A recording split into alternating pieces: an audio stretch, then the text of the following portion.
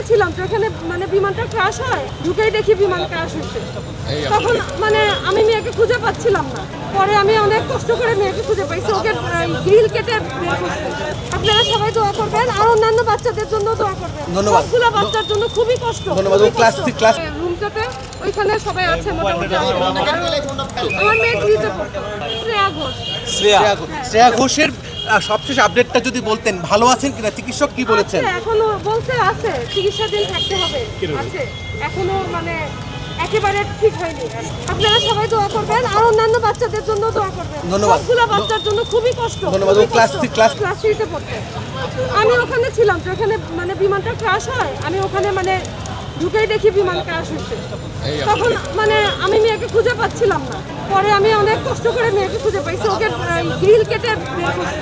Extreme মশার coil plant fibre দিয়ে তৈরি, ডেঙ্গু চিকুনগুনিয়া বাহি সহ যে কোনো মশার বিরুদ্ধে দেয় এক্সট্রিম সুরক্ষা। তারপরে আমি মেয়েকে নিয়ে হসপিটালে আসছি। ঠিক আছে ভাইয়া, দোয়া করবেন।